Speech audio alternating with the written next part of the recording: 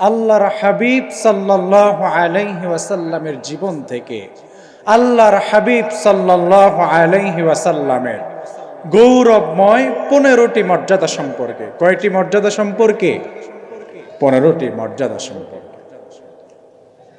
আল্লাহর হাবিব সাল্লাল্লাহু আলাইহি ওয়াসাল্লাম আমাদের কলিজার টুকরা নবী, দয়ার নবী, মায়ার নবী, রহমাতাল লিল আলামিন। আল্লাহ পাক রব্বুল আলামিন তার নবী সাল্লাল্লাহু আলাইহি ওয়াসাল্লামকে অনেকগুলো মর্যাদা দিয়েছেন। তার মধ্যে একে একে আমরা 15টি গৌরবময় মর্যাদা সম্পর্কে জানব। আল্লাহর হাবিব সাল্লাল্লাহু আলাইহি ওয়াসাল্লামের 1 নম্বর গৌরবময় মর্যাদা হচ্ছে, একমাত্র আমার নবী সাল্লাল্লাহু আলাইহি ওয়াসাল্লাম তিনি শুধুমাত্র কোনো গোত্রীয় নবী নয়, তিনি কোনো বংশীয় নবী নয়, তিনি কোনো দেশের নবী নয়।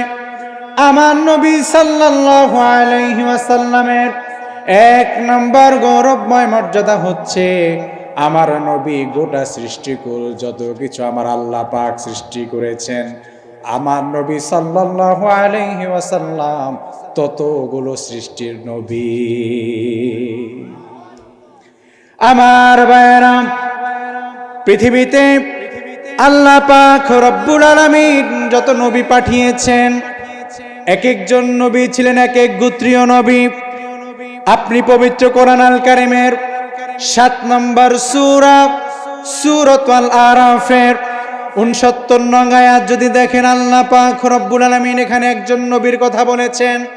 আল্লাহ পাক রব্বুল আলামিন বললেন, লাকাদ আরসালনা নূহান ইলা কওমিহি ফাকালা ইয়া কওমি ইবুদুল্লাহা মা লাকুম মিন ইলাহিন গায়রু ইন্নী আখাফু আলাইকুম আযাব ইয়াউমিন আযীম।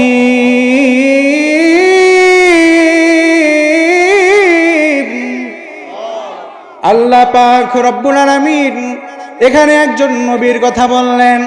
আল্লাহ বললেন, দেখো আমি নূহকে পাঠিয়েছি তার কওমের নিকট নবী হিসাবে। তার মানে নূহ আলাইহিস সালাতু ওয়াস সালাম ছিলেন কওমের নবী। আমার ভাইয়েরা, পবিত্র কোরআন আল কারীমের 7 নম্বর সূরা সূরাতুল আরাফের 65 নং আয়াত যদি আপনি দেখেন, আল্লাহ পাক রব্বুল আলামিন এখানে আরেকজন নবীর কথা বলেছেন। সেই নবীর নাম হচ্ছে আল্লাহর পয়গম্বর হযরত হুদ আলাইহিস সালাতু ওয়াস সালাম। আল্লাহ রাব্বুল আলামিন বলছেন, ওয়া ইলা আদিন আখাহুম হুদা ক্বালা ইয়া কওমি ইবুদুল্লাহা মা লাকুম মিন ইলাহিন গায়রু আফালা তাত্তাকুন।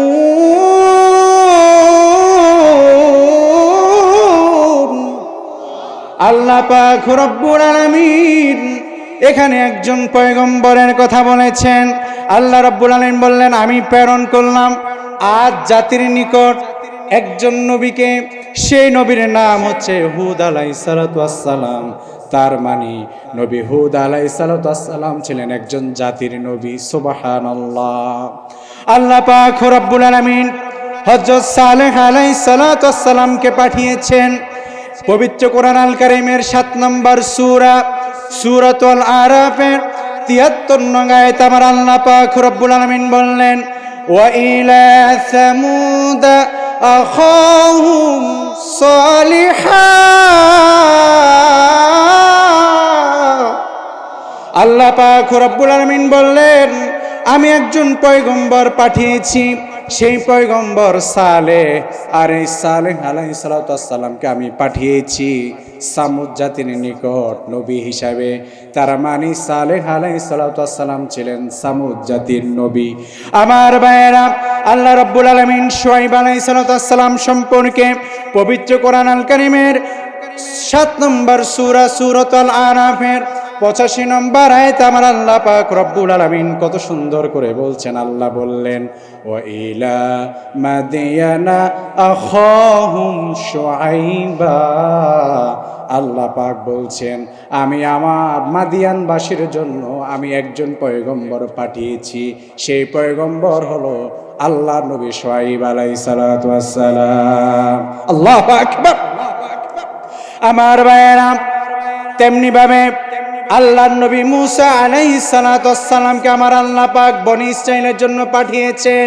কিন্তু পৃথিবীতে একজন নবী আল্লাহ পাঠিয়েছেন, কোন গোত্র, কোন জাতি, কোন দেশের জন্য নয়। কিয়ামত পর্যন্ত যত মানুষ আগমন করবে সবগুলো মানুষের একমাত্র নবী, তিনি হচ্ছেন পয়গম্বর আমার আপনার কলিজার টুকরা নবী মুহাম্মদুর রাসূলুল্লাহ। সকলে পড়ুন সাল্লাল্লাহু আলাইহি ওয়াসাল্লাম। আমার ভাইয়েরা, কথাটি আমার নয়, পবিত্র কোরআন কারীমের 4 নম্বর সূরা সূরাতুন নিসায়ের 79 নং আয়াত আপনি দেখেন। আল্লাহ পাক রব্বুল আলামিন বললেন, ওয়া আরসালনা ইলাইকা লিন-নাসি রুসুলা। আল্লাহ রব্বুল আলামিন বললেন, ওগো নবী, আমি আপনাকে মানুষের জন্য রাসূল হিসাবে প্রেরণ করেছি। ওগো নবী, আমি আপনাকে মানুষের জন্য নবী হিসাবে পাঠিয়েছি। আল্লাহু আকবার। এখানে আল্লাহ পাক শুধুমাত্র মুসলমানদের কথা বলে নাই, আল্লাহ পাক শুধু ইমানদারদের কথা বলে নাই। হিন্দু, খ্রিস্টান, বৌদ্ধ থেকে শুরু করে পৃথিবীতে যত মানুষ আছে সকল মানুষের একচ্ছত্র পয়গম্বর আমার নবী। এখন আপনি বলবেন, হুজুর, হিন্দুরা তো আমার নবীকে নবী বলে স্বীকার করে না। আমি বলবো, আপনি হিন্দুর ঘরে কেন যান? মুসলমানের সন্তানদের দিকে তাকান। মুসলমানের সন্তান কয়টা ছেলে আমার নবীকে মানে? ঠিক কি না? আমার ভাইয়েরা, নবীর নাম মুখে মুখে বড় ভালোবাসি, নবীর নামে মিলাদ সালাম হলে উপস্থিত কেন? পরে তো বারক আছে। আমার ভাইয়েরা, কিন্তু আল্লাহর নবী সাল্লাল্লাহু আলাইহি ওয়াসাল্লামকে অনুসরণ করতে হলে পরে সুন্নতগুলোকে আঁকড়াইয়া ধরতে হয়। সুন্নতের খবর নাই, আশিকে রাসূলের, এরকম আশিকে রাসূলের অভাব নাই, আছে না? না। আমার ভাইয়েরা, ভালো করে মনোযোগ সহকারে শুনবেন। আল্লাহ পাক বলছেন, আমি যে আমার নবীকে রাসূল হিসেবে পাঠিয়েছি, প্রমাণ কি? আল্লাহ রাব্বুল আলামিন পরে আয়াতে বলছেন, ওয়াকাফা বিল্লাহি শাহিদা। আল্লাহ পাক বলছেন, প্রমাণ হিসাবে একমাত্র আমি আল্লাহই যথেষ্ট। সুবহানাল্লাহ। দুনিয়ার কোন মানুষ থেকে আমার নবীর সার্টিফিকেট নিতে হয় না। আমার নবীর জন্য একমাত্র যিনি সাক্ষ্য, তিনি কে?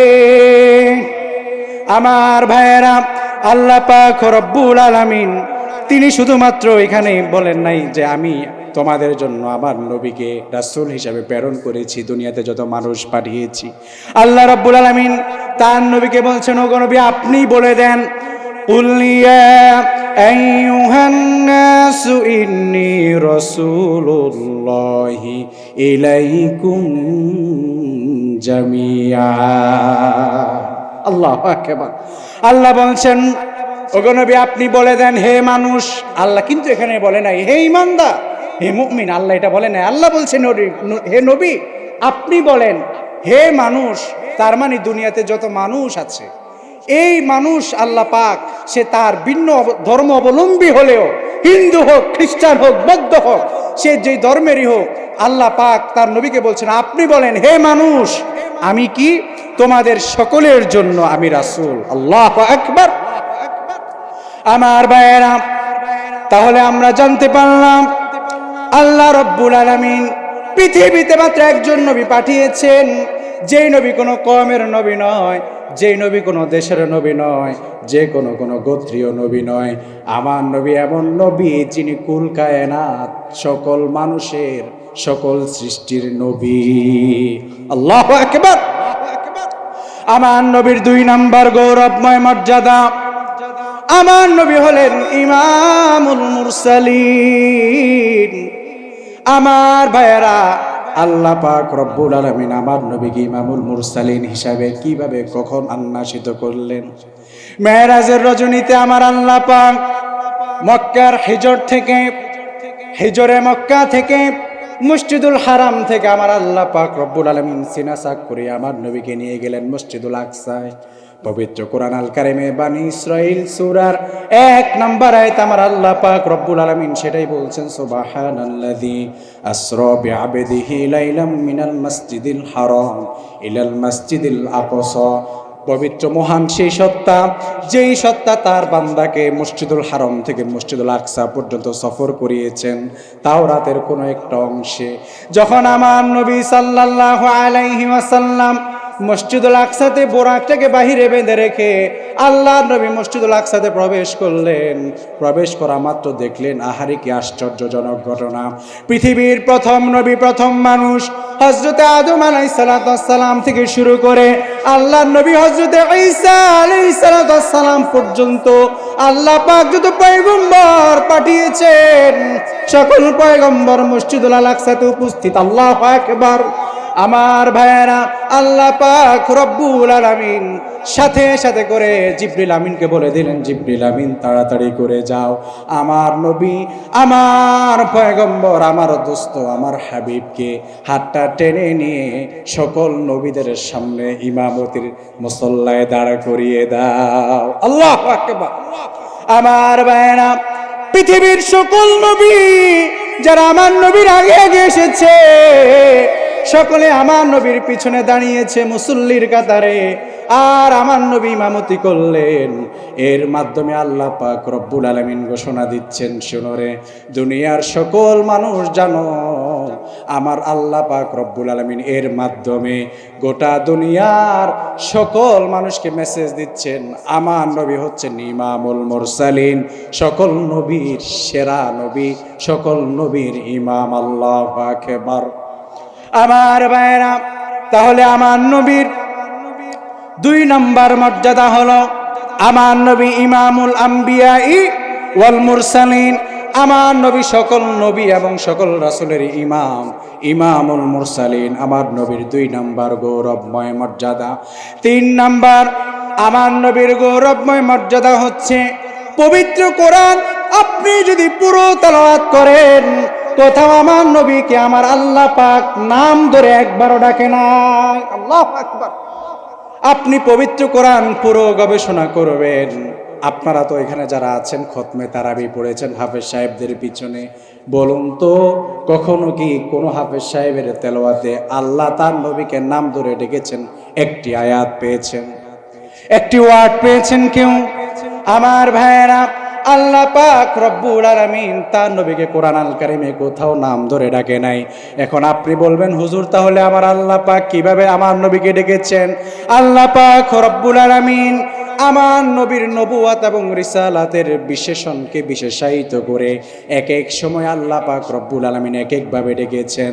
আপনি পবিত্র কোরআন আল কারীম খোলেন, আল্লাহ পাক রব্বুল আলামিন পৃথিবীর প্রথম মানুষ হযরত আদম আলাইহিস সালামকে আল্লাহ পাক নাম ধরে ডেকেছেন।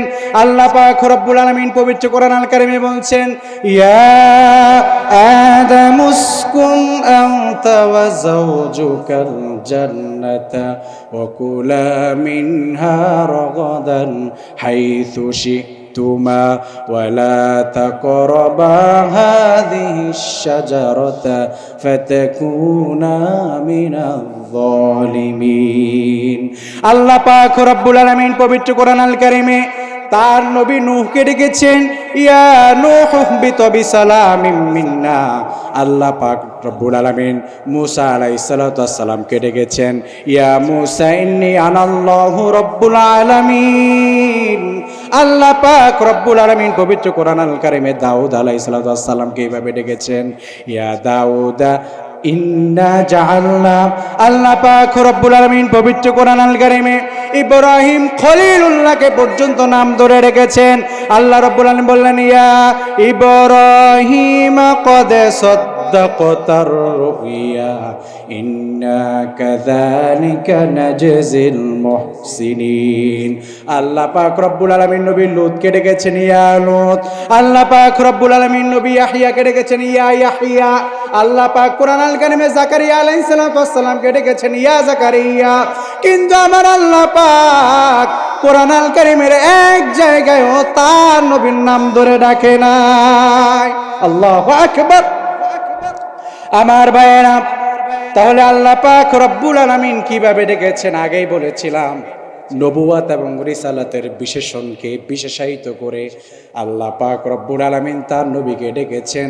যেমন আপনি পবিত্র কোরআন আল কারিমের ৮ নম্বর সূরা সূরাত আনফালের ৬৪ নং আয়াত আপনি দেখেন, আল্লাহ রাব্বুল আলামিন বললেন, ইয়া আইয়ুহান নাবিয়্যু হাসবুকাল্লাহু ওয়া মান ইত্তাবা'আকা মিনাল মুমিনিন। আল্লাহ বললেন, হে নবী, সুবহানাল্লাহ। তার মানে এখানে আল্লাহ পাক তার নবীকে নবী বলে ডেকেছেন। আল্লাহু আকবার।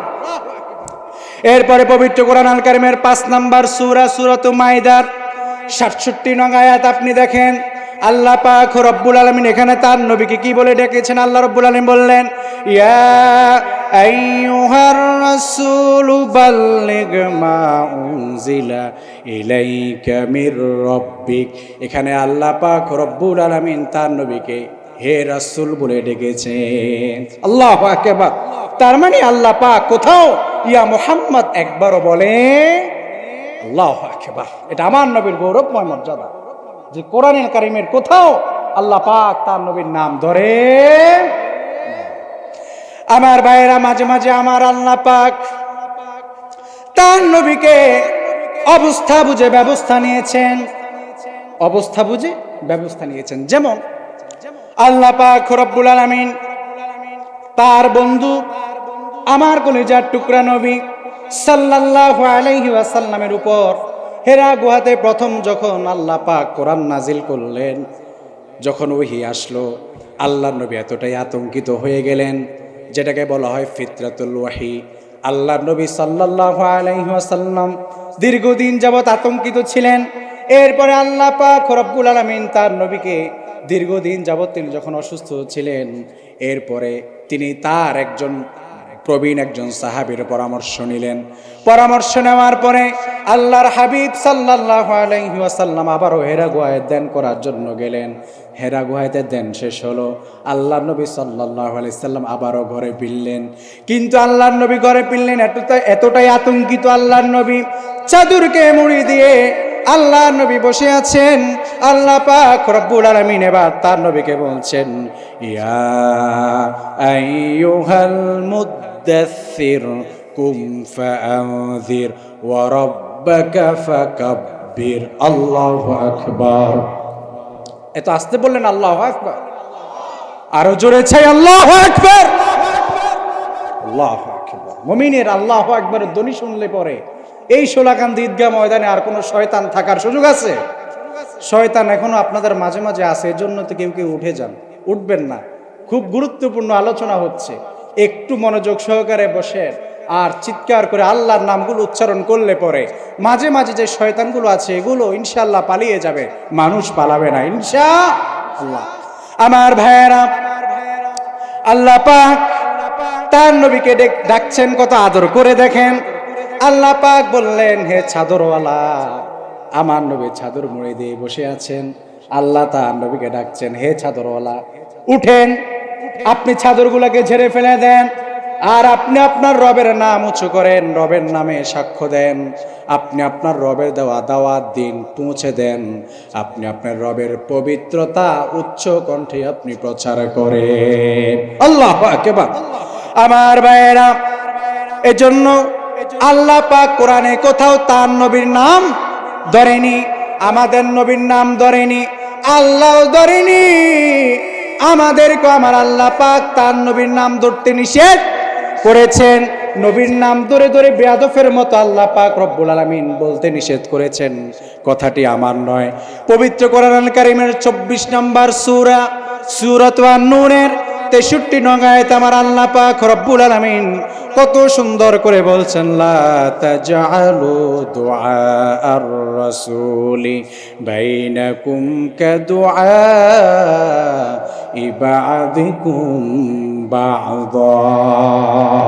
আল্লাহ পাক বলছেন, সাবধান, তোমরা পরস্পরকে যেভাবে ডাকো, সাবধান সাবধান ছায়ো, আমার নবীকেও তোমরা ঠিক সেভাবে ডেকো না। তার মানে নবীর নাম ধরে ডাকা এটা চরম গোস্তাখি। নবীর নাম ধরে ডাকা যায় না, নবীর নাম ধরে কখনো বেয়াদফের মতো শব্দ চয়ন করা যায় না। কারণ আল্লাহ পাক আমাকে এবং আপনাকে এমন একজন নবীর উম্মত বানিয়েছেন যে নবীর নাম আল্লাহ পাক স্বয়ং নেননি, অথবা আমরাও আমাদের জবান দিয়ে যেন সেই নবীর নাম নেওয়ার ক্ষেত্রে সতর্কতা অবলম্বন করি। আল্লাহ পাক আমাদেরকে তৌফিক দান করুন, সকলে পড়ে আমিন। আমার ভাইয়েরা, আমার নবীর 4 নাম্বার বৈশিষ্ট্য, আমার নবী হলেন খাতামুন নবীন। আমার নবী কি বলুন? আমার নবীর 4 নাম্বার গৌরবময় মর্যাদা হলো খাতামুন নবীন। আল্লাহ রাব্বুল আলামিন পবিত্র কোরআন আল কারীমের 33 নম্বর সূরাত আহজাবের 40 নং আয়াতে, আয়াতটি অতীব পরিচিত।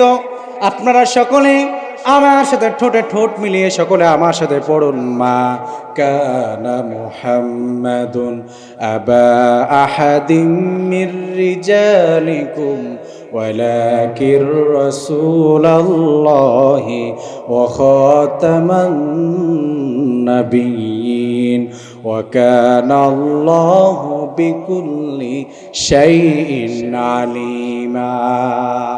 আল্লাহ পাক বলছেন, আমি আমার মুহাম্মদ সাল্লাল্লাহু আলাইহি ওয়াসাল্লাম আমার নবী, তিনি কোনো পুরুষের পিতা নয়, তিনি কোনো পুরুষের পিতা নয়।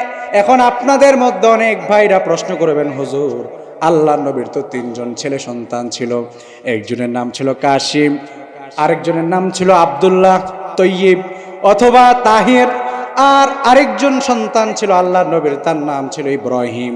তাহলে নবীর 3 জন সন্তান ছিল, কিন্তু কোরআনে আল্লাহ বলছেন মুহাম্মদ সাল্লাল্লাহু আলাইহি ওয়াসাল্লাম কোনো পুরুষের পিতা নয়। কেমন হয়ে গেল?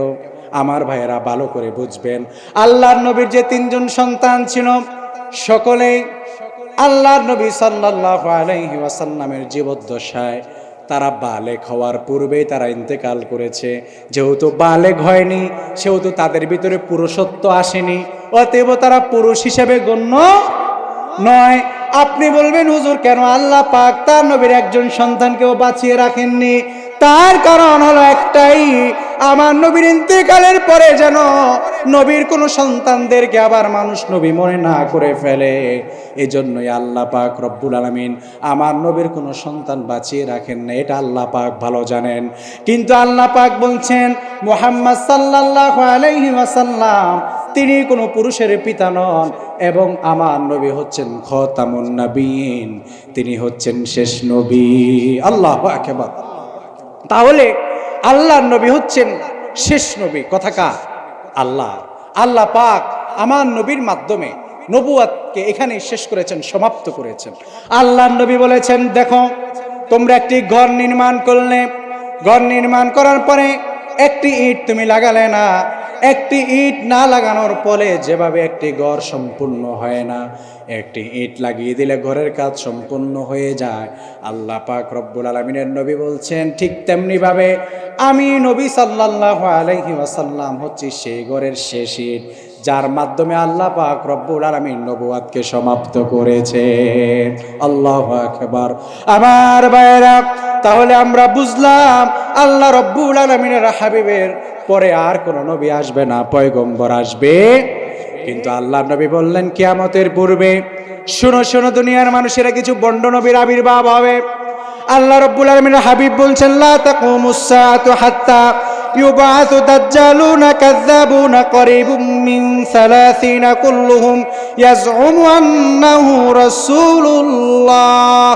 আল্লাহ রব্বুল আলামিন হাবিব বলছেন কিয়ামত ততক্ষণ পর্যন্ত সংগঠিত হবে না যতক্ষণ পর্যন্ত আমি নবীর পরে 30 জন নবী মিথ্যা নবী দাবিদার না আসবে। আমার ভাইয়েরা, ইতিমধ্যে সারা পৃথিবীতে প্রসিদ্ধ 28 জন নবীর আবির্ভাব, বন্ড নবীর আবির্ভাব হয়েছে। তার মধ্যে আমাদের পাক ভারত, এই উপমহাদেশে, ভারত উপমহাদেশে একজন বন্ড নবী আছে, অতীব পরিচিত। তার নাম হচ্ছে মির্জা গোলাম আহমদ কাদিয়ানী। আমার বাইরে এই কাদিয়ানী সম্প্রদায় আমাদের দেশে বিভিন্ন জায়গায় তাদের মূল কার্যক্রম বিভিন্নভাবে, তারা আহমদিয়া মুসলিম জামাত, বিভিন্ন রকমভাবে আহমদিয়া জামাত, এভাবে বিভিন্ন জামাতের নাম দিয়ে দিয়ে তারা তাদের কার্যক্রম চালাচ্ছে। আমি যখন পঞ্চগড়ে মাহফিলে গিয়েছি, আমি এগুলো স্বচক্ষে কাদিয়ানীদের এই কার্যক্রমগুলো আমি দেখেছি। আমার ভাইয়েরা, লালমনিরহাটেও দেখেছি। উত্তরবঙ্গে এদের উৎপাত বেশি। আমার ভাইয়েরা, ভালো করে শুনেন, ভালো করে বুঝবেন, আল্লাহ নবীর পরে কেউ যদি নবী দাবি করে সে কি? আমার ভাইয়েরা, আল্লাহ নবী বলছেন আমার পরে যদি কোনো নবী সে যদি নবী দাবি করে সে ভণ্ড নবী। আর আল্লাহ নবী বললেন কিয়ামতের পূর্বে 30 জন এমন আসবে যারা নিজেকে নবী দাবি তো করবে, কিন্তু তারা মূলত মিথ্যা নবী দাবিদার। আমাদের ভারত উপমহাদেশে যে ভণ্ড নবী দাবিদার তার নাম হচ্ছে গোলাম আহমদ কাদিয়ানী। এই সম্প্রদায়ের কাজ আমার বাংলাদেশে দৃশ্যমান। আমার কথা হচ্ছে, আল্লাহ নবীকে যারা শেষ নবী মানে না তারা মুসলমান হতে পারে? আপনারা বলেন, আল্লাহ নবীকে যারা শেষ নবী মানে না তারা কি মুসলমান হতে পারে? আপনারা সকলে সাক্ষ্য দিচ্ছেন এক বাক্যে সাক্ষ্য দিচ্ছেন। তাহলে বলুন, আমার দেশ এটা 95% মুসলমানের দেশ। এখানে 95% মুসলমানদের বসবাস। এই দেশের সরকার যিনি হন তিনিও এই দেশের মুসলমানদের ভোটে সরকার হন। এই দেশের যে চালিকা শক্তি অর্থ এই দেশের মুসলমানদের পকেটে ট্যাক্সের পয়সা এই দেশ চলে। এই দেশে মানুষের অর্থে, মুসলমানদের অর্থে যে দেশ পরিচালিত হয়, সেই দেশে কাদিয়ানী সম্প্রদায় কিভাবে তারা তাদের কার্যক্রম পরিচালনা করে? অনতিবিলম্বে কাদিয়ানীদেরকে অমুসলিম ঘোষণা করতেই হবে। এটা আমাদের প্রাণের দাবি। আমি স্পষ্ট ভাষায় বলছি, এদেশে হিন্দুর বসবাস, খ্রিস্টানের বসবাস, নানান ধর্মের মানুষের বসবাস, নানান মতবাদের মানুষের বসবাস। তারা তাদের নিজ নিজ ধর্ম, তারা তাদের নিজ নিজ পরিচয়ে তারা নিজের বসবাস করছে। কিন্তু কাদিয়ানী এমন এক সম্প্রদায়, প্রখ্যাত কাফের হয়েও মুসলমানের সমাজে নিজেদেরকে মুসলমান পরিচয়ে মানুষের ঈমান এবং আমলকে হরণ করে নিয়ে যাচ্ছে। আগামীতে আমাদেরকে সোচ্চার হতে হবে মুসলমান। আগামীতে আমাদেরকে সোচ্চার হতে হবে, আওয়াজ তুলতে হবে, কাদিয়ানীরা কাফের, কাদিয়ানীরা, এই আওয়াজ তুলতে হবে। মুসলমান ভাইয়েরা, আমরা দেখেছি সমাবেশ হয়েছে নভেম্বরে, সারা বিশ্ব থেকে ওলামায়ে কেরাম এসেছে। কাদিয়ানী আগের যেটা এখনো সেটা, সম্মেলনের জায়গায় হয়েছে। তার কারণ হচ্ছে এমন একজন ইমানদার শাসক আমরা পাই নাই, যার কারণে আল্লাহ নবী সাল্লাল্লাহু আলাইহি সাল্লামের আকাশচুম্বী সম্মান খাতামুন নবিয়্যিন নিয়ে কাদিয়ানী টানাটানি করার পরেও আজও পর্যন্ত তাকে কাফের হিসেবে আমরা ঘোষণা করতে পারি না। আসুন আমরা আগামীতে সেই দাবি তুলি। তাহলে আমার নবী সাল্লাল্লাহু আলাইহি সাল্লামের গৌরবময় মর্যাদাগুলোর মধ্যে আরেকটি মর্যাদা হচ্ছে আমার নবী খাতামুন নবিয়্যিন। আমার ভাইয়েরা, আমার নবীর 5 নাম্বার বৈশিষ্ট্য, আমার নবী সাল্লাল্লাহু আলাইহি ওয়াসাল্লামকে কাফেররা বিভিন্নভাবে চেষ্টা করেছিল আমার নবীর নামকে মুছে দিবে, আমার নবীকে এই দুনিয়াতে রাখবে না। আমার নবীর সাহাবীদের উপরে এত পরিমাণ নির্যাতন করেছে। আপনাদেরকে একটি নির্যাতনের বর্ণনা আমি আপনাদেরকে শোনাতে চাই। আবু বকর সিদ্দিক রাদিয়াল্লাহু তাআলা আনহু একদিন কাবা শরীফের চত্বরে নামাজ আদায় করছেন। আল্লাহর নবী দেখলেন আবু বকর নামাজ শেষ করে আল্লাহর নবীর সামনে দিয়ে হাঁটছেন, পুরা বুক রক্তে ভিজে আছে, আর আবু বকরের নাক পেটে রক্ত বের হচ্ছে। আল্লাহর নবী বললেন, আবু বকর তোমার এই অবস্থা কেন? আবু বকর বলল, গো নবী, যখন আমি কাবার চত্বরে নামাজ পড়ার জন্য দাঁড়িয়েছি আর কাফেররা এসে তাদের খরম জুতা দিয়ে আমার নাকের মধ্যে এত সজোরে আঘাত করেছে, আমার নাক পেটে রক্ত বেয়ে আমার বুক ভিজে গেছে। এত পরিমাণ নির্যাতন করেছে। আমার নবীর নির্যাতন, তাইফের নির্যাতন কে না জানে। আল্লাহর নবীর জন্য পুরা মক্কা একটি অন্ধকারাচ্ছন্ন হয়ে গেল। যেই মক্কাতে আমার নবীর জন্ম, যেই মক্কাতে আমার নবী জন্মগ্রহণ করেছে, যেই মক্কার শাসকরা ছিলেন আমার নবীর চাচাদের মধ্যে, যেই নবীর যারা তৎকালীন সময়ে মক্কার ক্ষমতার আসনে ছিলেন, তারা ছিলেন কারা? আল্লাহর নবীর বংশধর চাচা, এরকম টাইপের লোকরা পুরা মক্কা নগরীর ক্ষমতায় তারা। এরপরেও তারা নবীকে কেন আঘাত করেছে? এরপরেও তারা কেন আমার নবীকে একের পর এক আঘাত করেছে? কেন আমার নবীকে সহ্য করতে পারে নাই? তারা দেখছে মুহাম্মদ সাল্লাল্লাহু আলাইহি ওয়াসাল্লামের কারণে আমাদের গদি হারিয়ে যেতে পারে, ক্ষমতা নষ্ট হয়ে যেতে পারে। এই ভয়ে তারা আল্লাহর নবীকে মক্কাতে কাজ করতে দেয়নি। আমার ভাইয়ের, আল্লাহর নবী মদিনায় হিজরত করলেন। মদিনায় হিজরত করার পরে মদিনাবাসীকে আমার আল্লাহ পাক রব্বুল আলামিন আমার নবীর সঙ্গী বানিয়ে দিলেন। শুধু কি তাই, আমার ভাইয়ের, আল্লাহ পাক রব্বুল আলামিন তার নবীকে কত সুউচ্চ মর্যাদা দান করেছেন। আল্লাহর নবী সাফা পাহাড়ে দাঁড়িয়ে আল্লাহর দ্বীনের জন্য দাওয়াত দিচ্ছেন, আল্লাহকে একত্ববাদ হিসাবে ঘোষণা দিচ্ছেন। আমার নবীর চাচা আবু লাহাব সাত পাহাড়ের নিচ থেকে বলছেন, মুহাম্মদ ধ্বংস হোক তোমার দুই হাত। আমার আল্লাহ পাক রব্বুল আলামিন তিনি কতটা রাগান্বিত হয়ে গিয়ে বললেন, ওগো আল্লাহর নবী, আপনাকে আবু লাহাব বদদুয়া দিয়েছে, আপনি ধ্বংস হয়ে যান। আল্লাহ রব্বুল আলামিন পবিত্র কোরআন আল কারিমে সকলে আমার সাথে পড়ুন, তাব্বাত ইয়াদা আবি লাহাবিন ওয়া তাব মা আগনা আনহু মালুহু ওয়া মা কাসাব সায়াসলা নারান যাতা লাহাব ওয়া ইমরাআতু হাম্মালাতাল হাতাব في جيدها حبل من مسد। আমার ভাইরা, আল্লাহ পাক রব্বুল আলামিন স্পষ্ট ভাষায় জানিয়ে দিলেন, ধ্বংস হোক আবু লাহাবের দুই হাত, যে দুই হাত বাড়িয়ে আমার নবীর জন্য বদদুয়া করেছে। ধ্বংস হোক আবু লাহাব, ধ্বংস হোক আবু লাহাবের পুরো বংশ, পরিবার পরিজন। আমার ভাইয়েরা ভালো করে বুঝবেন, আল্লাহ নবীর নাম নিশানা মুছে দেওয়ার জন্য কাফেররা অনেক চেষ্টা করেছেন, কিন্তু তারা কোনোদিন সফল হতে পারে নাই। বরং আল্লাহ বললেন, ওয়ারাফা'না লাকা যিকরাক। আল্লাহু আকবার। আল্লাহ বলেন, ওগো নবী, আমি আপনার মাকাম দিন দিন বাড়াতে থাকবো। কাফেররা চাইবে আপনাকে দমানোর জন্য, কিন্তু আমি আল্লাহ পাক আপনার মান মর্যাদা বৃদ্ধি করতেই থাকবো। আল্লাহু আকবার। আমার ভাইয়েরা, আল্লাহর নবীর 6 নাম্বার গৌরবময় মর্যাদা হচ্ছে, আমার আল্লাহ পাক রব্বুল আলামিন তার নবীকে কাউসারের পানি দান করেছেন। কি দান করেছেন? কাউসার দান করেছেন। আল্লাহ পাক রব্বুল আলামিন পবিত্র কোরআন আল কারিমে সূরাতুল আল কাউসারে, মাত্র পবিত্র কোরআনের সবচেয়ে ছোট সূরা, 3 আয়াতের সূরা, আল্লাহ রাব্বুল আলামিন বলছেন, সকলে আমার সাথে পড়ুন, ইন্না আ'তাইনাকাল কাউসার ফাসাল্লি লিরাব্বিকা ওয়ানহার ইন্না শানিআকা হুয়াল আবতার। আল্লাহ রাব্বুল আলামিন বলছেন, ওগো নবী, আমি আপনাকে কাউসারের পানি দান করেছি। আল্লাহ পাক রব্বুল আলামিন কি এমন কাউসারের পানি দান করেছেন? এই কাউসারের পানির দাম কত?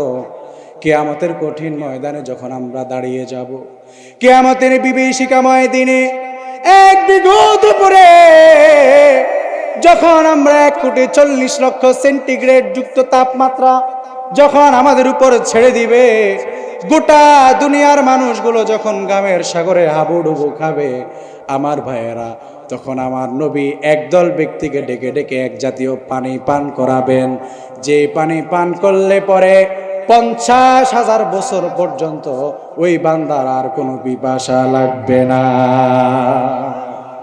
আর সেই পানির নাম হচ্ছে কাউসারের পানি। সেই পানির নাম কি? কাউসারের পানি। আল্লাহু আকবার। আল্লাহ রাব্বুল আলামিন বললেন, অতএব ফাসাল্লি লিরাব্বিকা ওয়ানহার, অতএব আপনি সালাত আদায় করবেন আর নহর করবেন, মানে কুরবানি করবেন। তার মানে বোঝা যায় সালাত আদায় করে না যারা, কাউসারের পানি পাবে না তারা। ঠিক কি না? এজন্য কাউসারের পানির মতো দৌলত যদি পেতে চাই, নামাজ ছেড়ে দেওয়া যাবে? নামাজ ছাড়া যাবে। আর আল্লাহ বললেন নহর করো, কুরবানি করো। আল্লাহু আকবার। আর আল্লাহ নবী আল্লাহ তাআলা বলছেন, ইন্না শানিআকা হুয়াল আবতার। আর যারা আপনার নবীর বিরুদ্ধে বিশুদ্ধার করবে, যারা নবীর ব্যাপারে কুৎসা রটনা করবে, আল্লাহ পাক স্পষ্ট ভাষায় বলছেন এদের কোনো বংশ পরিচয় নাই, এদের কোনো বাপ মার পরিচয় না, এদের নির্বংশ। কে বলছেন? কার কথা? না হুজুরের কথা? কার কথা? তাহলে এই যুগে যতগুলা নাস্তিক আছে সবগুলা বেশরমা বেশরমা এবং এরা নির্বংশ। ঠিক কি না? এগুলা মাথায় রাখবে আমার ভাইয়েরা। তাহলে আমার নবীর 6 নাম্বার গৌরবময় মর্যাদা হচ্ছে আল্লাহ পাক আমার নবীকে কাউসারের পানি দান করেছেন। আমার নবীর 7 নাম্বার গৌরবময় মর্যাদা হচ্ছে আল্লাহ নবী সাল্লাল্লাহু আলাইহি ওয়াসাল্লামকে আল্লাহ পাক রব্বুল আলামিন সুপারিশ করার ক্ষমতা দিয়েছেন। আল্লাহু আকবার। সুপারিশ করতে পারবেন কে? আল্লাহ নবী সাল্লাল্লাহু।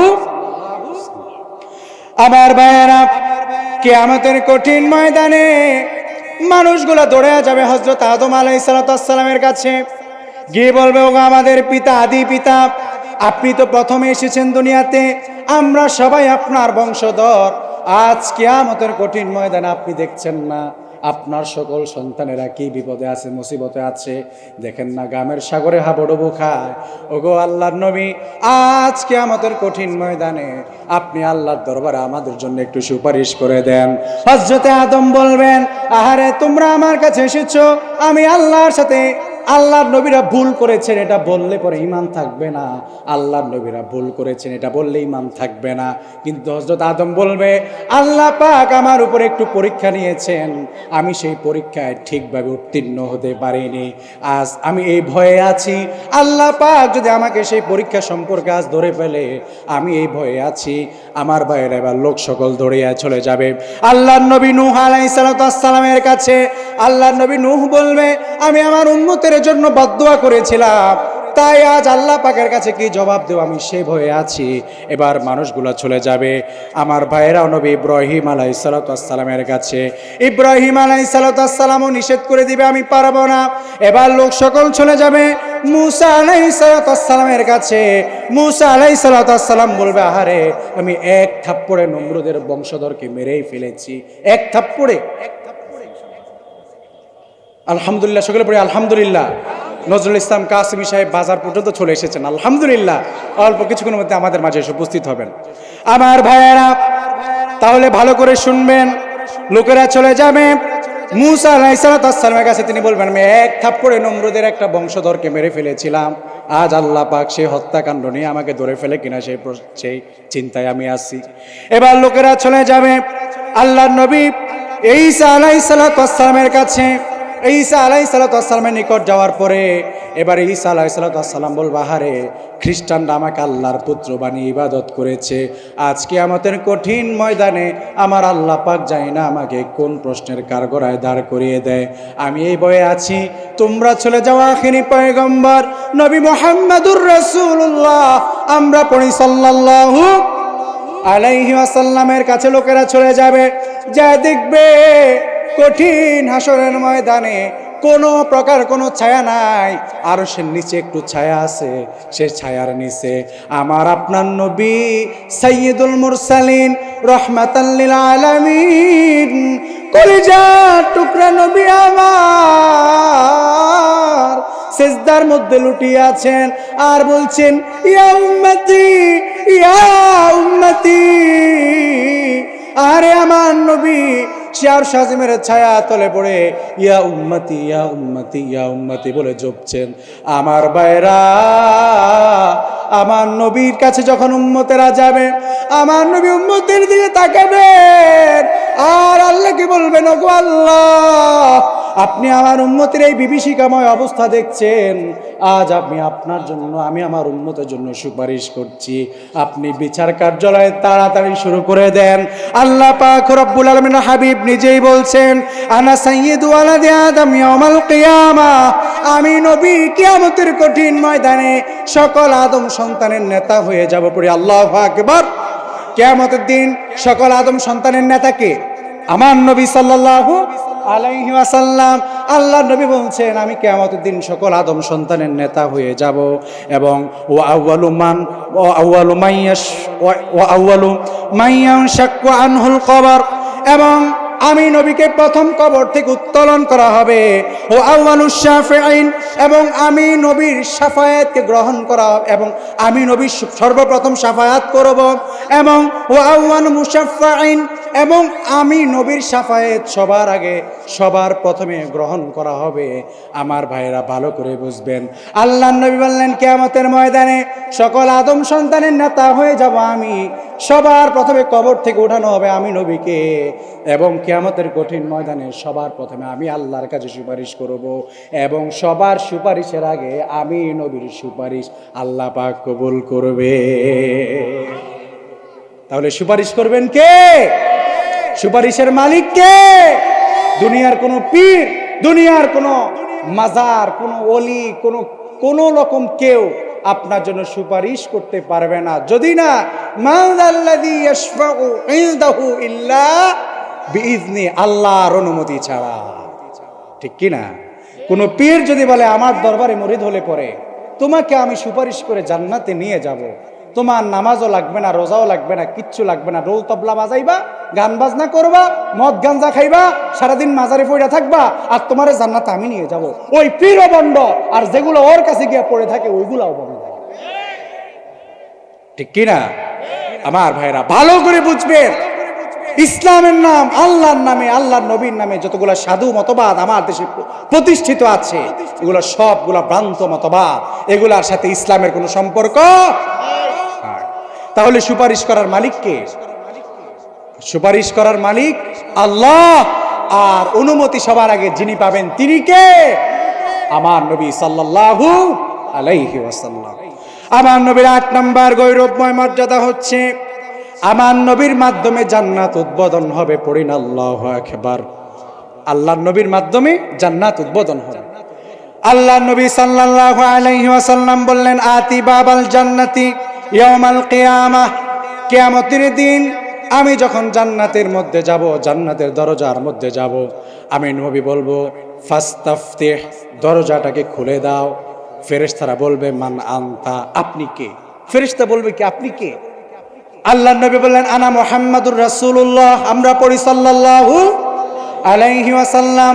আল্লাহর নবী বলবেন, আমি হচ্ছে আখিরি পয়গম্বর মুহাম্মাদুর রাসূলুল্লাহ সাল্লাল্লাহু আলাইহি ওয়াসাল্লাম। ফেরেশতা এবার ডাক দিয়ে বলবে, বিকা উমিরতু লা আফতাহু লি আহাদিন ক্বাবলাক। আল্লাহ পাক যেদিন জান্নাত সৃষ্টি করেছেন সেদিন আমাকে এই জান্নাতের দরজায় দাঁড় করিয়ে দিয়েছেন, এবং আল্লাহ পাক রব্বুল আলামিন বলে দিয়েছেন, সাবধান সাবধান, আমার আখিরি পয়গম্বর না আসা পর্যন্ত জান্নাতের দরজা যেন না খোলে। আল্লাহু আকবার। তার মানে জান্নাতে যিনি সবার প্রথমে প্রবেশ করবেন, উদ্বোধন যিনি করবেন, তিনি আমার এবং আপনার নবী সাল্লাল্লাহু আলাইহি ওয়াসাল্লাম। আল্লাহু আকবার।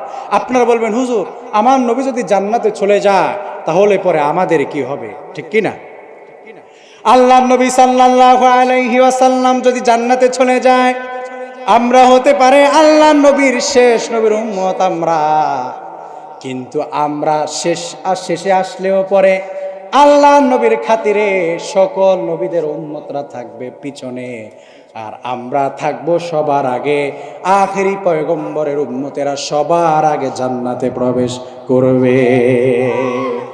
নবীদের মধ্যে সবার আগে জান্নাতে যাবেন আমার নবী, আর উম্মতের মধ্যে সবার আগে জান্নাতে যাবে আমরা। সকলে পড়িন আলহামদুলিল্লাহ। আমার ভাইয়ারা, তাহলে আমরা জানলাম কেমনে। আপনি বলবেন হুজুর এটা কিভাবে সম্ভব?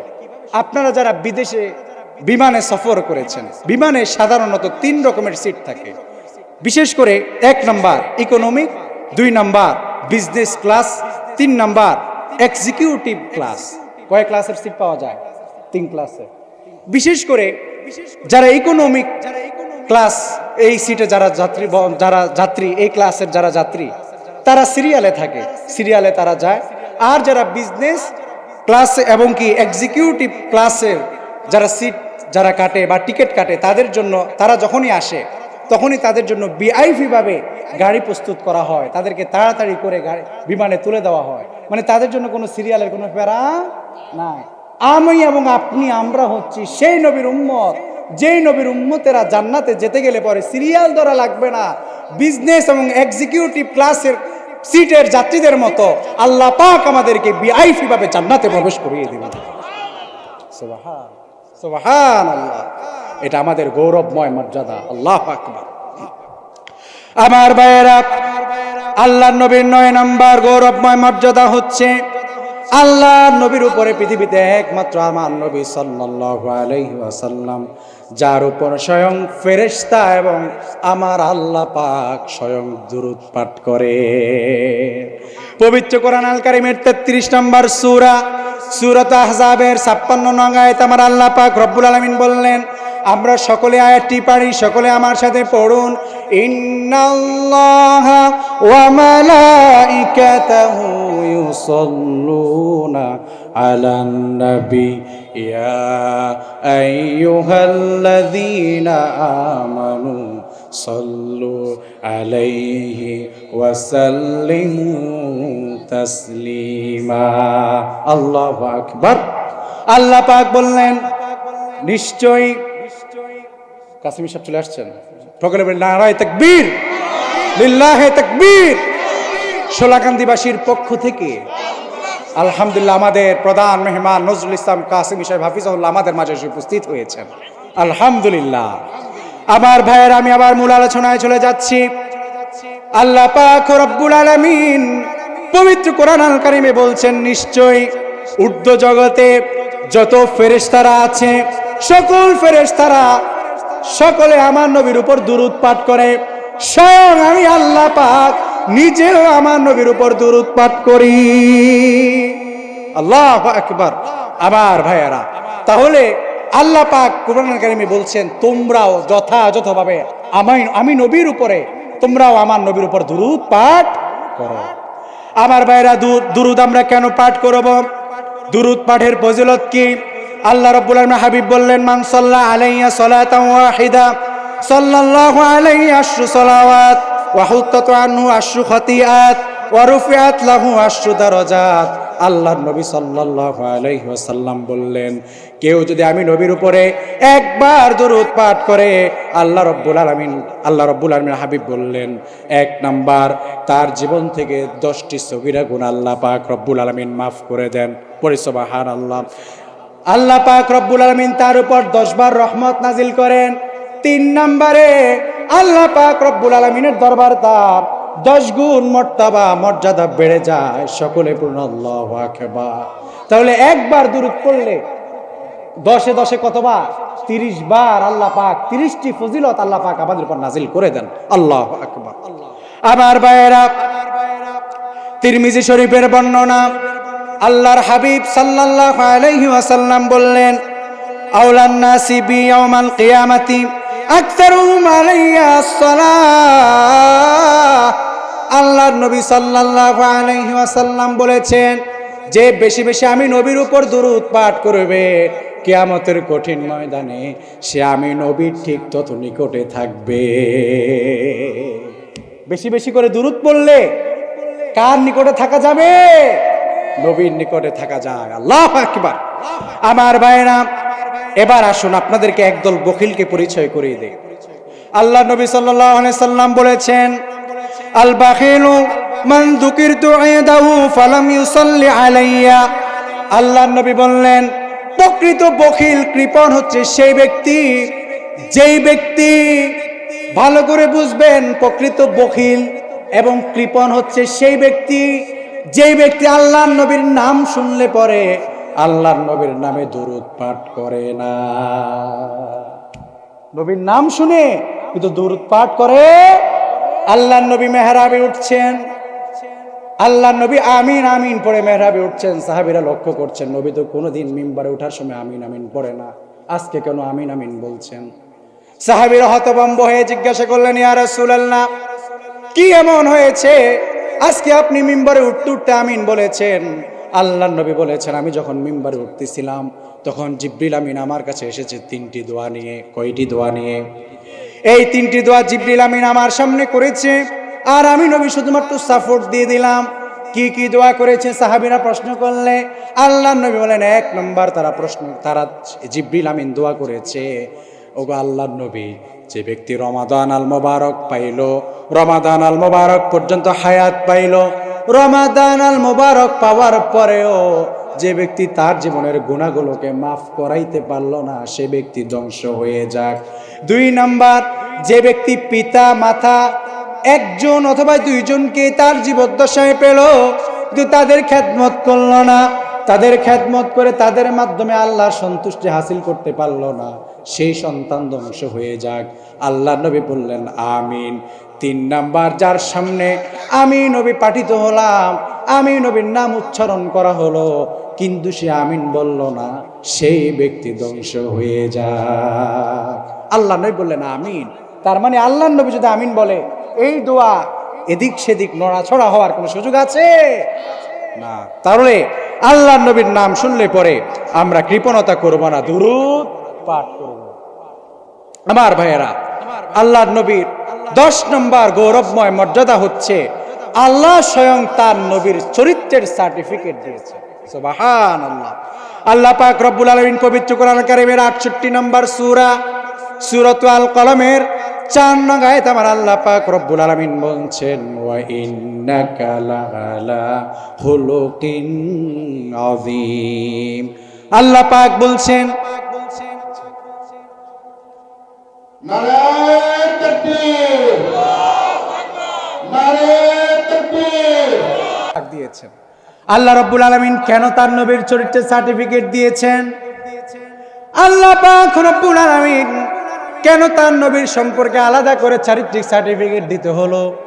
আল্লাহ পাক রব্বুল আলামিন এজন্যই আমার নবীর চরিত্রের সার্টিফিকেট এজন্যই দিয়েছেন, কেননা আল্লাহ পাক রব্বুল আলামিন পবিত্র কোরআন আল কারীমের 33 নম্বর সূরা সূরাত আহজাবের 21 নং আয়াত আল্লাহ রব্বুল আলামিন বলছেন, লাকাদ কানা লাকুম ফি রাসূলিল্লাহি উসওয়াতুন হাসানাতুন লিমান কানা ইয়ারজুল্লাহা ওয়াল ইয়াউমিল আখির ওয়া যাকারাল্লাহা কাসীরা। আল্লাহ রাব্বুল আলামিন এজন্যই আমার নবীর ব্যাপারে, নবীর চরিত্রের ব্যাপারে সার্টিফিকেট দিয়েছেন, কেননা আল্লাহ রাব্বুল আলামিন বললেন, নিশ্চয়ই অবশ্যই তোমাদের জন্য রাসূলুল্লাহর মধ্যে রয়েছে উত্তম আদর্শ, তোমাদের মধ্যে রয়েছে রাসূলুল্লাহ সাল্লাল্লাহু আলাইহি ওয়াসাল্লামের উত্তম চরিত্র। তাহলে উত্তম আদর্শ আল্লাহ পাক রব্বুল আলামিন একজনের মধ্যে রেখেছেন, তিনি কে? আমার নবী সাল্লাল্লাহু আলাইহি ওয়াসাল্লাম। একবার দিয়েছেন, দরকার নেই, দরকার নেই। নারে তাকবীর, নারে তাকবীর। কাসিম সাহেবের আগমন, শুভেচ্ছা স্বাগতম। সোলাকান্দির পক্ষ থেকে, প্রবাসীদের পক্ষ থেকে, যুব সমাজের পক্ষ থেকে নারে তাকবীর। আচ্ছা, শেষ করে দিচ্ছি। তাহলে আল্লাহ পাক রব্বুল আলামিন তার নবীর ব্যাপারে এজন্যই চারিত্রিক সার্টিফিকেট দিয়েছেন, যাতে করে আল্লাহ পাক কোরআন কারীমে আরেক জায়গায় বলেছেন যে তোমাদের জন্য উত্তম আদর্শ, উত্তম চরিত্রের অধিকারী আমি একজনকে বানিয়েছি, যাকে তোমরা ফলো করতে পারো।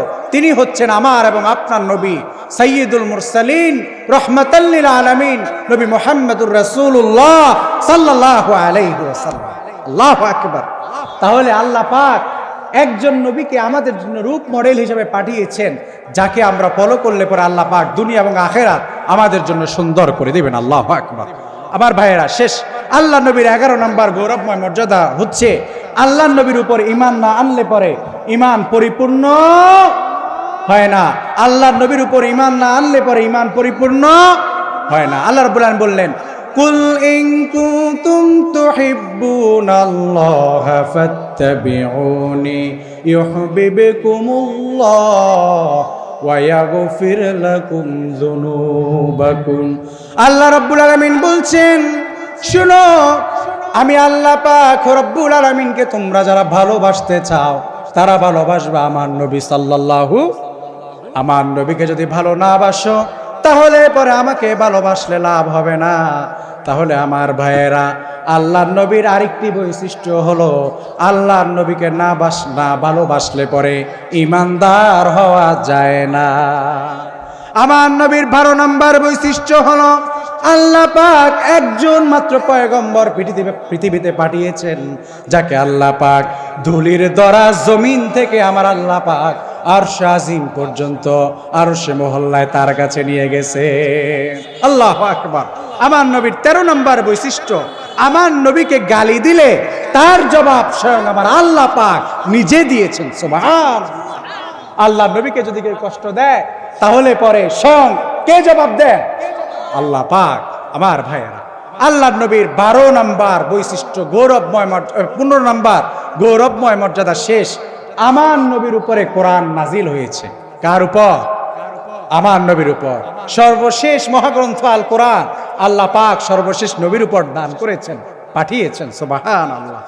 আল্লাহ পাক কি কোরআন আমার নবীর উপর নাজিল করেছেন? পবিত্র কোরআন আল কারীমের সূরা আল হাসরের 21 নম্বর আয়াত আমার আল্লাহ পাক রব্বুল আলামিন বলছেন, লাউ আনজালনা হাযাল কুরআনা আলা জাবালিল লারাআইতাহু খাশিআম মুতাসাদ্দিআম মিন খাশিয়াতিল্লাহ ওয়া তিলকাল আমসালু নাদরিবুহা লিন্নাসি লাআল্লাহুম ইয়াতাফাক্কারুন। আল্লাহ পাক বললেন, ওগো নবী, আমি আপনাকে এমন কিতাব নাজিল করেছি যেই কিতাব আমি যদি কোন সুউচ্চ পাহাড়ের উপরে আমি আল্লাহ পাক নাজিল করতাম, উক্ত পাহাড় আমি আল্লাহর ভয়ে কোরআন আল কারীমের ওজন তারা সহ্য করতে না পেরে আমি আল্লাহর ভয়ে পাহাড় পর্যন্ত গলে গলে ধ্বংস হয়ে যেত। বর্তমান পৃথিবীতে সবচেয়ে বড় পাহাড়ের নাম হচ্ছে মাউন্ট এভারেস্ট, যা নেপালে অবস্থিত। কোথায় অবস্থিত? নেপালে অবস্থিত। যার উচ্চতা হচ্ছে প্রায় 29,000 ফিট। এই পাহাড় মাউন্ট এভারেস্ট, এই মাউন্ট এভারেস্ট পর্যন্ত যদি আল্লাহ পাক এই মাউন্ট এভারেস্টের উপরে কোরআন নাজিল করতেন, আল্লাহ কোরআনে কারিমে বলছেন পাহাড় পর্যন্ত গলে গলে শেষ হয়ে যেত। আর সেই কোরআন আল্লাহ পাক আমার এবং আপনার নবীর উপর দান করেছে। তাহলে চিন্তা করুন, আমার নবী কি গলে গিয়েছে? আমার নবী কি শেষ হয়ে গিয়েছে? আল্লাহ পাক আমার নবীকে কি কলব দান করেছেন। আল্লাহু আকবার। আল্লাহ পাক কোরআন আল কারীমে বলছেন, ইন্না আনজালনা ইলাইকাল কিতাবা বিল হক। সূরাত জুমারের 41 নং আয়াত আমার আল্লাহ পাক রব্বুল আলামিন বললেন, নিশ্চয়ই ও নবী, আমি আপনার প্রতি সত্য দিন সত্য সহ আমি আল্লাহ পাক রব্বুল আলামিন আপনার উপর একটি কিতাব নাজিল। সেই কিতাবের নাম কি? আল কোরআন। আমার ভাইয়েরা, আল্লাহ পাক রব্বুল আলামিন আরো বলছেন তিনি তার নবীকে কি কিতাব আল্লাহ পাক নাজিল করেছেন। আল্লাহ পাক রব্বুল আলামিন বললেন, তাবারাকাল্লাযী নাজ্জালাল ফুরকানা আলা ইবাদি। মুহাম্মাদিত তিনি, যিনি তার বান্দার উপর ফুরকান নাজিল করেছেন। ফুরকান কাকে বলে? ফুরকানের অনেক ব্যাখ্যা মুফাসসিররা ব্যাখ্যা করেছেন। তার মধ্যে আল কোরআনকে বলা হয় ফুরকান। ফুরকান বলা হয় ওই কিতাবকে যেই কিতাবের মাধ্যমে সত্য এবং মিথ্যা যাচাই করা যায়। আল্লাহু আকবার। তাহলে আল্লাহ পাক সত্য এবং মিথ্যা যেই কিতাবের মাধ্যমে যাচাই বাছাই করা যায়, সেই মহামান্বিত কিতাব আল্লাহ পাক আমার নবীর উপর দান করেছেন। আল্লাহু আকবার। কোরআন আল্লাহ পাক কি ভাষায় নাজিল করেছেন? আমাদের অনেকের মনে তো প্রশ্ন, হুজুর আমার নবী তো আরব দেশের মানুষ ছিলেন, তাহলে বুঝে আরবের ভাষায় আল্লাহ পাক কোরআন নাজিল করেছেন। তাহলে তো বোঝা যায় এই কোরআন আল্লাহ পাক নিজের কথা নয়, বরং নবীর কথা। কেননা এটা আরবের নবী, আরবি কিতাব। আমার ভাইয়েরা, আপনারা যারা সৌদি আরবে থেকে এসেছেন অথবা মক্কা মদিনায় থেকে এসেছেন, আপনারা নিশ্চয়ই লক্ষ্য করেছেন সেই দেশের মধ্যে তাদের নিজস্ব সাংস্কৃতিক ভাষা আছে না নাই? তাদের নিজস্ব সাংস্কৃতিক ভাষা আছে, আরবের ভাষা, যেটা কোরআনের সাথে মোটেই মিলে না। যদি এতই সহজ হতো ভাই, তাহলে পরে 10-12 বছর কমই মাদ্রাসা আর আলিয়া মাদ্রাসায় ঘোড়ার ঘাস কেটে আলেম হয়ে লাভ কি? সৌদি আরবে 3-4 বছর থেকে ভাষা টাষা শিখে আসলেই তো বড় হুজুর, ঠিক কিনা? হওয়া যাইতো না? কিন্তু থাকলেও পরে আয়সা কি কোরআন শরীফের তর্জমা করার সুযোগ আছে? কারণ ওই ভাষাটাই একটা অঞ্চল ভিত্তিক ভাষা, আর আল্লাহর কোরআনের ভাষা পুরোই আলাদা। আল্লাহু আকবার। আল্লাহ রাব্বুল আলামিন বলছেন, ইন্না আনজালনা ইলাইকাল কুরআনা ইলাইকা কুরআনান আরাবিয়্যা। আল্লাহ বলছেন, আমি এই কোরআনকে আরবি ভাষা আমি আল্লাহ পাক নাজিল করেছি। আল্লাহু আকবার। তাহলে আল্লাহ পাক বলেন আমি আরবি ভাষায় এই কোরআন নাজিল করেছি। তাহলে পরে দেখা যায় পৃথিবী একদিন শেষ হয়ে যাবে, নতুন নতুন অনেক ভাষার আমদানি হবে, নতুন নতুন সংস্কৃতির আমদানি হবে, নতুন নতুন অনেক লেখকের আবির্ভাব হবে, নতুন নতুন অনেক ব্যক্তিবর্গকে আমরা দেখতে পাবো। কিন্তু পৃথিবীতে একটি মাত্র কোরআন রয়েছে, একটি মাত্র বই রয়েছে। হাজারবার চেষ্টা করলেও, হাজার পণ্ডিত মিলে চেষ্টা করলেও, হাজার শাসক মিলে চেষ্টা করলেও কোরআনের একটি জবর জের পেশ বদলানোর কোনো সুযোগ না। আর পৃথিবীতে এই কোরআন আপনি পরিবর্তনই বা করবেন কেমনে? পৃথিবীতে একটি মাত্র কিতাব, একটি মাত্র মহাগ্রন্থ, যেই গ্রন্থটি পৃথিবীতে সবচেয়ে বেশি মানুষের অন্তরের মধ্যে মুখস্থ করা। বাংলাদেশে এমনও হাফেজ আছে, একটা জবর আপনি ভুল করবেন তাও ধরে ফেলতে পারেন, ঠিক না? আমরা যারা সৌদি আরবে হজের জন্য গিয়েছি, আল্লাহ পাক আমাকে 2 বার যাওয়ার সুযোগ দিয়েছেন। দোয়া করি আল্লাহ পাক বারবার যাওয়ার সুযোগ করে দেয়। যারা যেতে পারেনি আল্লাহ পাক তাদেরকেও সুযোগ করে দেয়। আমি যখন হারাম শরীফে নামাজে দাঁড়িয়েছি, আমি একটা জিনিস চিন্তা করলাম, এই কোরআনের মধু কি, এই কোরআন কি জিনিস। আমি যখন মসজিদুল হারামে নামাজে দাঁড়িয়েছি, তাদের তেলাওয়াত যখন আমি শুনছি, আমার কেন জানি মনে হচ্ছে এখনই আল্লাহর কোরআন নাজিল হচ্ছে। আল্লাহু আকবার। এত স্মৃতিমধুর তেলাওয়াত, অনেক ভাষার মানুষ সেখানে দাঁড়িয়ে আছে, অজরে অজরে চোখের পানি ছেড়ে কাঁদছে, অজরে চোখের পানি ছেড়ে কাঁদছে। একজনকে জিজ্ঞাসা করলাম, ভাই আপনি যে এমনি কাঁদতেছেন, প্রথমবার যখন গেলাম তখন আমার সাথে 12 জন মুরব্বী গিয়েছে। তো মুরব্বী মানুষ এত কান্নাকাটি নামাজের মধ্যে করেছে, আর আমাদের এই সোলাকান্দি কেন্দ্রীয় মসজিদে আমার কেরাত মাঝে মাঝে লম্বা হলে পরে মুরব্বীরা কানে কানে আইসা বলে, হুজুর একটু কমায়েন, পারি না, পায়ে ব্যথা। আর আমি দেখলাম মুরব্বী মানুষ এত লম্বা সময় ধরে নামাজ আদায় করেছে, আর তিনিও অজরে কাঁদছেন। নামাজ শেষ হলে পরে যখন হোটেলে গিয়েছে, রুমে গিয়েছে, আমি বললাম, মুরব্বী কি বুঝে কেঁদেছেন? তিনি বললেন, আল্লাহি আমি জানি না আমি কেন কান্না করেছি। আল্লাহু আকবার। চোখ দিয়ে অজর দ্বারা পানি আসছে।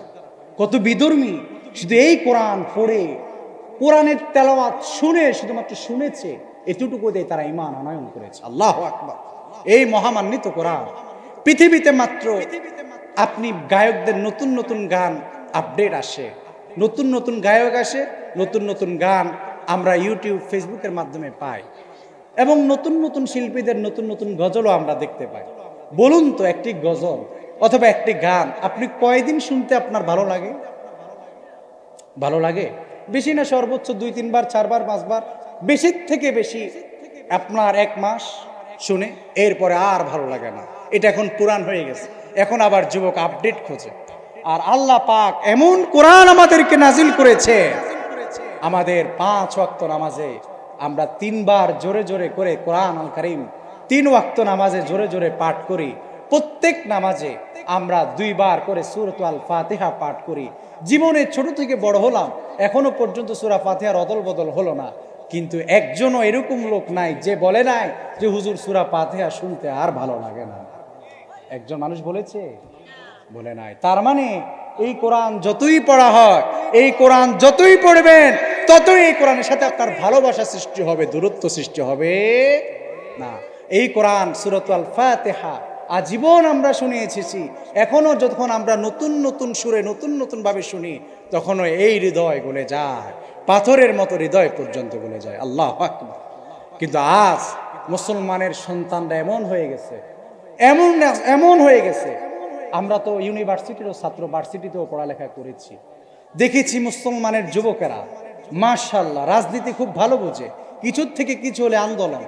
আর এই যুবকরা এত কিছু বুঝে, পলিটিক্স কি না কি সব জানে, এত পড়ালেখা তারা করে আসলো, কিন্তু আল্লাহর কোরআন তারা পড়তে পারে না। আমি স্পষ্ট ভাষায় এই শোলাকান্দির আজকের এই মাহফিল থেকে আমি আমার প্রিয় যুব সমাজ এবং স্টেজে যারা আছেন মুরব্বী বৃদ্ধরা, যারা কোরআন পড়তে পারেন না, একটু বুকে হাত দিয়ে চিন্তা করেন আর ভাবেন, আল্লাহ পাক আপনার উপর একটি মাত্র কোরআন দিয়েছেন, কিতাব দিয়েছেন, সেটার নাম আল কোরআন। আপনাকে তো কোরআন অর্থ বোঝার জন্য বলি নাই, আপনি কোরআন আরবিতে পর্যন্ত পড়তে পারেন না। আপনি চিন্তা করেন আপনি কেমন মুসলমান। আপনি আপনার সমীকরণ মিলান, আমি আপনার সমীকরণ দিতে যাব না, কারণ বললে আমার সাথে রাগ করবেন। আপনি আপনার সমীকরণ মিলান।